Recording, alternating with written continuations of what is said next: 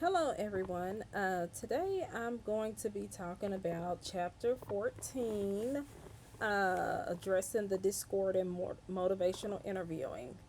So, Chapter 14 addresses one of the most challenging and inevitable aspects of therapeutic work, discord, which Miller and Rolnick describe as disharmony or tension in the therapeutic relationship.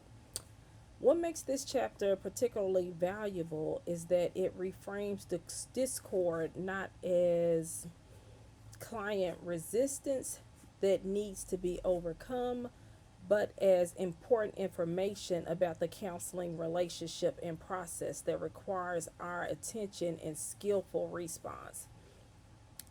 This fundamental shift in perspective moves us away from blaming clients for being resistant or unmotivated and instead invites us to examine our own practice and consider what we might be doing that's contributing to the discord.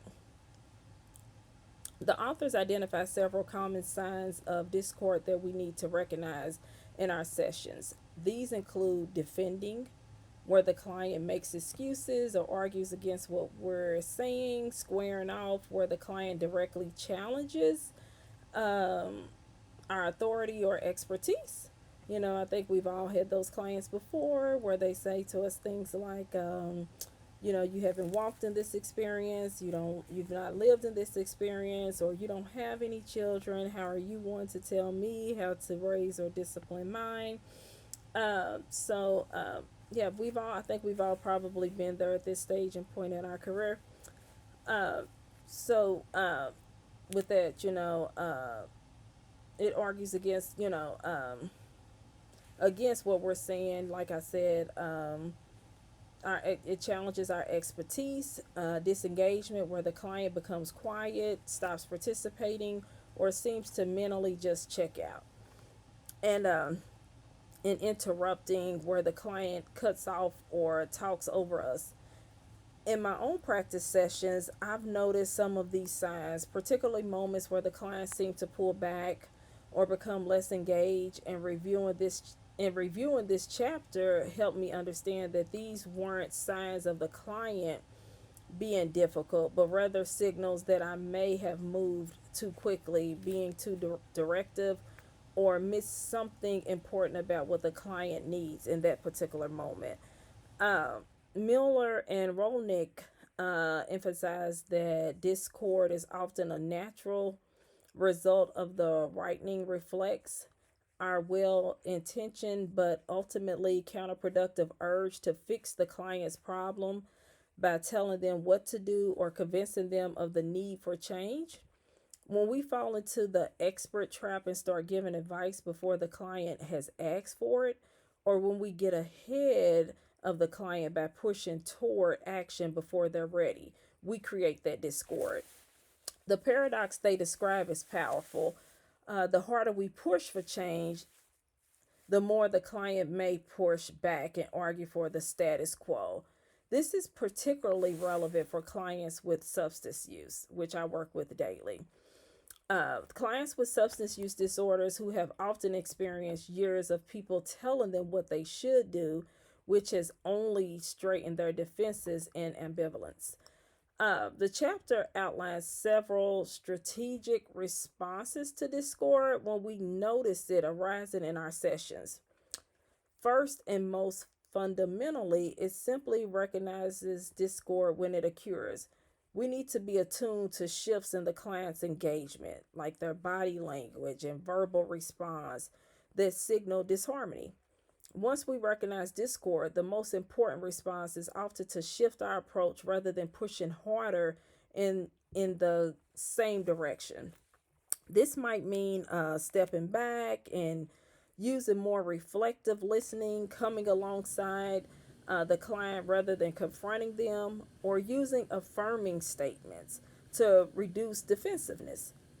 The technique of emphasizing personal choice and control is particularly powerful. Reminding the client that it's completely up to you what you decide to do, can reduce some discord and allow the client to re engage with their own motivations without being pressured. For me particularly, I always try to let the clients, make their own decisions and let them know that, hey, I'm here to support you and whatever that decision may look like. You know, and I'm here to find you a healthier way of doing things and just to make sure that you are safe. I don't push so much, you should not be using or you don't want to use or those types of things. I try to find out what their goals are and try to create a healthier way for them to reach their goals. Um, Another key strategy discussed is reframing, where we help the client see their situation from a different perspective without arguing or confronting. For example, if a client defends their drinking by saying, I only drink on weekends, we might reflect, so you've already put some limits on your drinking, you've decided weekdays are off limits. This reframes this reframe acknowledges what the client said while gently shifting the perspective to highlight that they've already demonstrated some control and concern. The chapter also discusses apologizing when appropriate. When we've missed something important, moved too fast, or misunderstood the client, a genuine apology can repair the rupture and demonstrate our respect for the client's experience. What resonates most deeply with me from this chapter is the idea that Discord serves as a warning light on our dashboard, telling us we need to adjust our approach. Miller and Rolnick remind us that sustained talk and discord tend to follow confrontation, while change talk tends to follow consistent responses. This gives us clear guidance.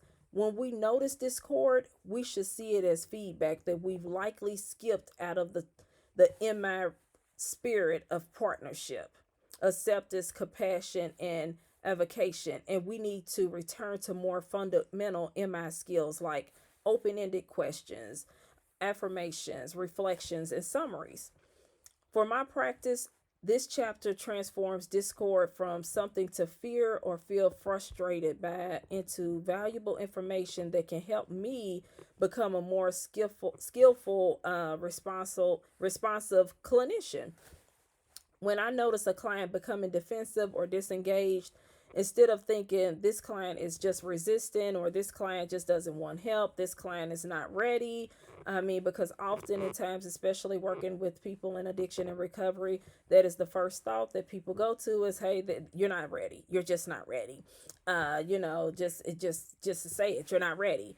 You know, when I notice a client becoming defensive or disengaged, instead of thinking this client is not ready or thinking this client is just being resistant, I ask myself, what am I doing that's creating this dynamic? And how can I adjust to better meet this client where they are? This shift towards self reflection and flexibility feels both humbling and empowering as I continue to develop my MI practice. I hope this helps. Not perfect, but hey.